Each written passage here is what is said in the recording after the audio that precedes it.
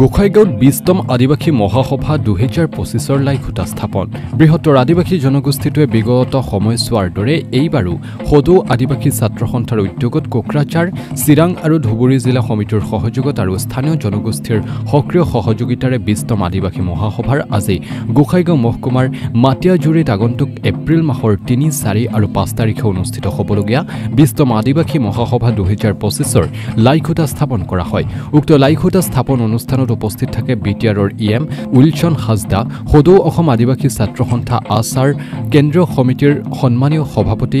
Godwin Hembrom, সাধাৰণ সম্পাদক উপসভাপতি প্ৰকাশ বাৰা লগতে বহু গণ্যমান্য ব্যক্তি উপস্থিত আছিল।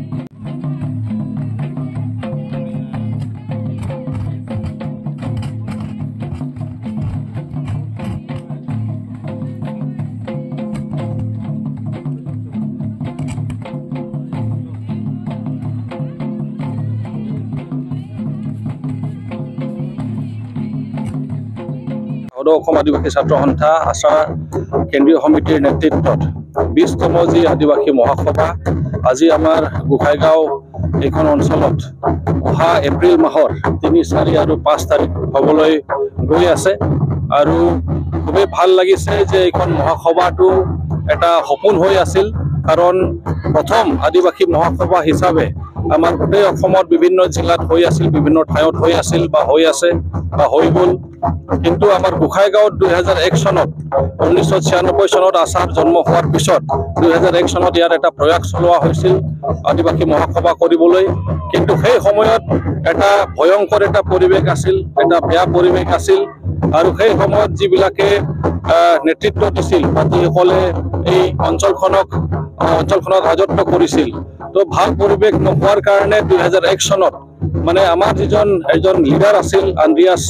মাৰাণ্ডি বুলি, আমাৰ আছাৰ চেণ্ট্ৰেল কমিটিৰ তেখেত সাধাৰণ সম্পাদক আছিল, বহুত ডাইনামিক লিডাৰ আছিল। তেখেতৰ ওপৰত এটা মানে হামলা চলিল আৰু তেখেত এই পৃথিৱীৰ পৰা বিদায় ল'ব লগা হ'ল। আৰু সেইটো সঁচাকৈ বৰ দুখ লগা কথা, দুখজনক কথা। কিন্তু আজি আমি নথৈ আনন্দিত আৰু সুখী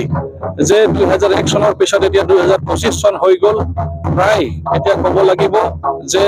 ২৪ বছৰ প্ৰায় উকলি গ'ল। ২৫ বছৰত এটা জেনেৰেশ্যন হয়, প্ৰায় এটা জেনেৰেশ্যন উকলি গ'ল। তাৰ পিছতহে আমি এতিয়া ধুনীয়া এটা পৰিৱেশ পাইছোঁ যে আমি ইয়াত আকৌ আদিবাসী মহাসভা কৰিব পাৰিম। আৰু মই ধন্যবাদ জ্ঞাপন কৰিব লাগিব যে গডউইন হেমব্ৰম ডাঙৰীয়াৰ নেতৃত্বত তেখেতসকলে ভাল সিদ্ধান্ত ল'লে যে যিটো আমি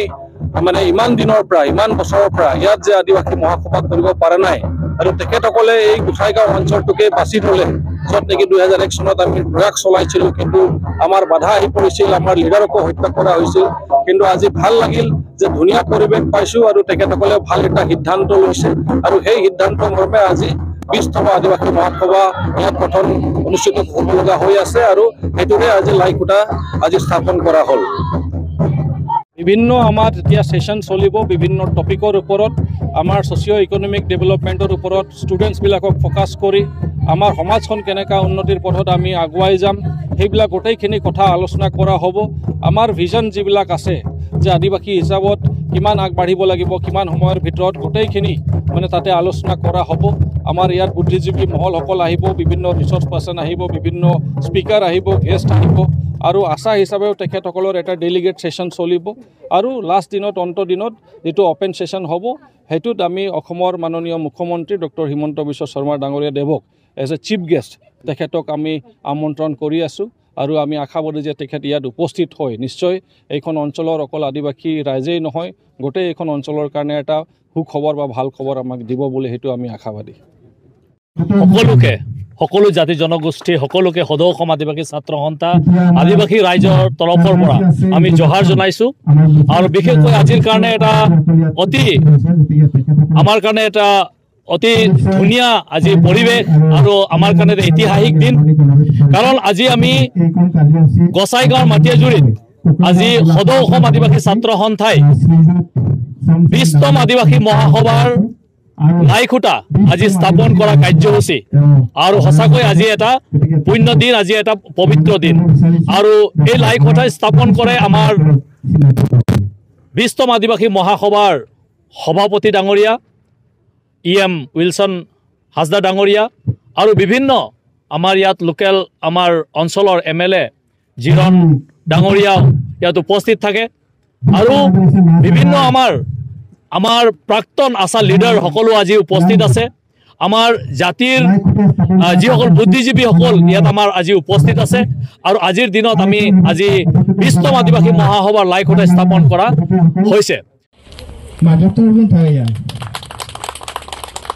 আৰু আমি অনুৰোধ জনাম তেখেতে আমাৰ 20তম আৰু আমাৰ উদ্যোক্তা সকলো ফালৰ পৰা আমি এটা কামচাৰে আদৰণি জনাইছোঁ এইখিনিতে আমাৰ কেন্দ্ৰীয় সমিতিৰ সভাপতি উপস্থিত আছে সুদূৰ লখিমপুৰৰ পৰা আহিছে সঁচাকৈ তেখেতৰ Serigi 2001 sonre okata miden kukmu tahekan aburen ayuri kuwa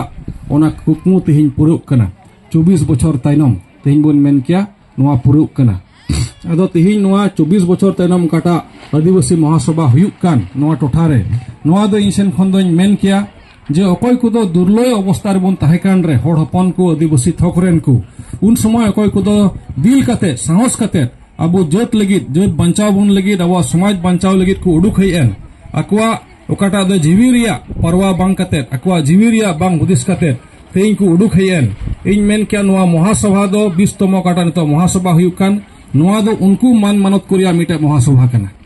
unku miten sarhaw koria miten mahasabha kana and then prai leader gi bun nyelet kana je noa thairen noa totharen ko tahe kana menkhan nonde gi adibasi mahasabha babun hui chu daria kan tahe kana noa bun men kya founder lekate aburen adi manotan Justin Lakra Mahasoy tein bun men kya je deputy chief tein bun men kya je nonde Bosco Chermako Mahasoy Andias Marandi Mahasoy tein bun men kya je nonde Philemon Hemrom Setudu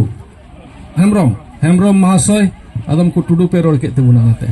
abun ma ko kana ar unku koy ku uduk hailen ar tihin abu jot legit ku gur chalawen tin unku jodi seregi abu bun man manotet ku kan khan tin kata do durloy oxtere abu tulik ku tinguyen abu ku gorwa bun abu ku ayur ket bun jerur ki noa program abu success chu hute buna moste jemon noa program bun hui chu daria ketai te jemon bun hui chu daria gota noa totharen jemon abu hor ku bun